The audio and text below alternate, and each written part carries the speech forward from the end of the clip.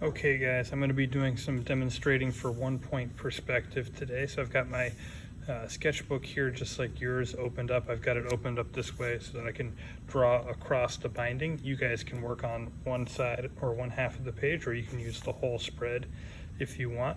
So with 1-point perspective, I've introduced you guys to a couple different terms like horizon line and vanishing point. So typically when I create a drawing like this, I'll put my vanishing point or my horizon line somewhere between 1/3 of the way up the page and halfway up the page. It depends on what I'm drawing. For this right now, so you're going to draw, I'm going to go a little bit somewhere in between there. So I'm going to draw a light line as I go across here. I can use these dots to help me keep it straight. So I don't want my vanishing point right in the center, and the reason for that is because I'm drawing across the binding. If I was doing it just on one half, I might put it somewhere else. So I'm just going to move it just to the right. So I'm not going to make it super dark, but I'm going to make it large enough that I can actually see it. So one of the things we talked about with the terminology is true shape. So when you're drawing something in 1-point perspective, the true shape is going to be parallel to the face of either the drawing or the camera. So here, this is a square. So the shape of it, as long as it's straight on to the camera or the eye of the viewer, is going to be appearing undistorted. Okay, so with doing a 1-point perspective, the first step is to draw, and here I'll just place that. Let's go up there. So that kind of gives you some sense of what that's actually going to look like in perspective if we locate it there. So if I find, where's my camera? So it's right there. So at least dropping onto here, that's where my vanishing point would be relative to this. But for now, we're working sort of drawing from the imagination with these. So the first step in drawing a 1-point perspective of a cube is to draw a square. So I'm going to draw it on here. Now I'm not pressing real hard with my pencil. I'm keeping it somewhat light, but I don't want to do it so light that you can't see what I'm drawing. So once you have that shape, so that's the parallel face to the picture plane, or where the viewer is standing or looking from. So once you have that, then the key is to connect all these corners back to our vanishing point, right?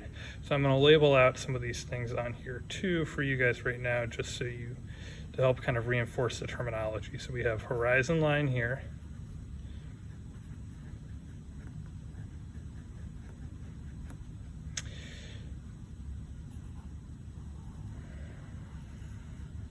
We have our vanishing point.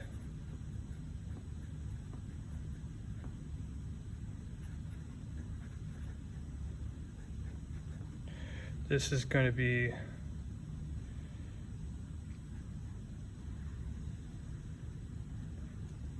our true shape.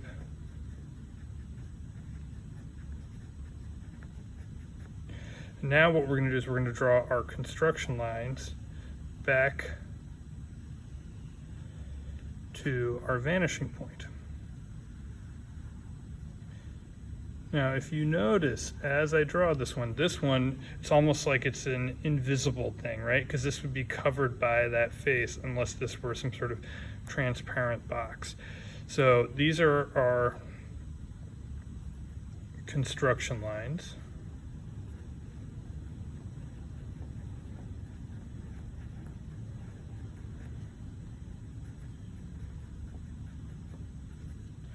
So notice how, and similar to how it's in the view from the camera, I'm not drawing this cube as it is, I'm just drawing a cube, but you can kind of see some things about it. So we can't see the top or the right face of it with its current orientation, but we can see the underside, and we can see the left side there. And you can tell it's receding in space. And so to create something that looks kind of like what we're seeing, so it's fairly foreshortened, right? So that's one of your terms, right? So if it weren't foreshortened, see how this is 2 squares this way? It would be 2 squares. But if we go all the way over to 2 squares, then as you can see, it's going to look not like a cube, but like a long rectangular box, right? So once we've got that done there, what I'm going to do next is I'm going to basically darken some of these lines. So I have a pen here to do this. Now for you guys starting out, you can just actually, I'll work like you guys. So what I'm going to do is I'm going to darken in some of these lines. So I try to work from light to dark and build the drawing up. So these lines that I'm darkening in reinforce the three-dimensional space, right? So I'm going to make those lines darker, or the darkest of what I have. And then I'm going to come back and I'm going to add just a little bit more oomph to these ones here, right? So you want it to be able to read off the page. We can leave the construction lines here. Those can actually make for a nice drawing by building it up and adding some texture to it, but you don't want them so dark that they're going to compete with what your actual spatial objects are.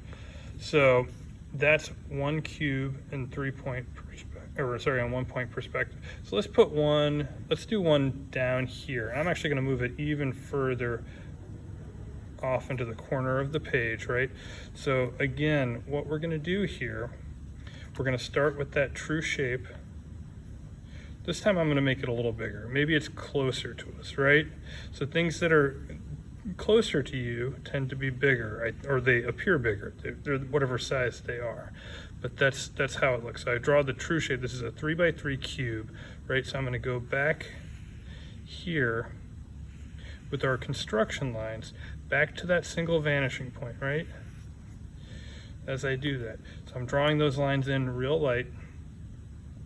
And then looking at it, so there's a big difference here because now I can see the top side and the right side because of where it is relative to the vanishing point. So if I were to draw a vertical line here, anything to the right of this, I'm going to be able to see the left side, right? Anything to the left of it, I'm going to be able to see the right side of that cube. And again, with the above the horizon line, we'll see the underside, and below the horizon line, we'll see the top side of it. So these are sort of fundamental rules. And if I had, well, here, I'll get to that in just a minute. But so what I'm going to do again, so I can see a little bit more of it this time. So I'm just going to drop these lines in. It's always a vertical line for this edge, right? And then for this, it's going to be a horizontal line. And these dots on here can help you to locate that stuff. So I'm going to darken up some of these lines, right? These lines are not indicating space. So I'm going to go with more of an in-between line weight, and then the lightest line weight will be the construction lines. All right? So let's see here. So one thing that's important to know is that assuming you're standing on a flat plane, right? And there's a person out here, that person, no matter where they are, assuming they're the same height as you, right?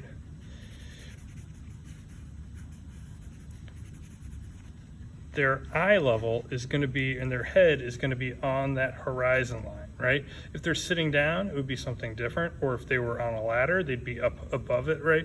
And that would change how you'd see that body in perspective. Basically drawing things that are soft in form, that don't have rigid orthogonal shapes.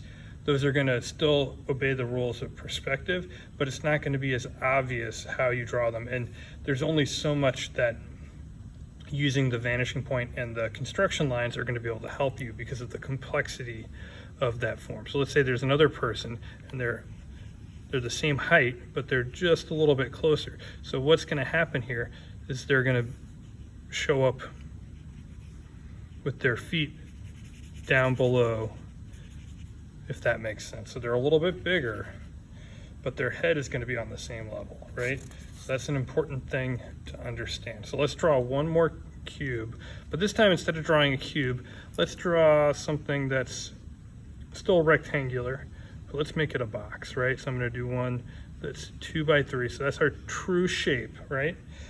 So we've got our true shape there. We're going to connect up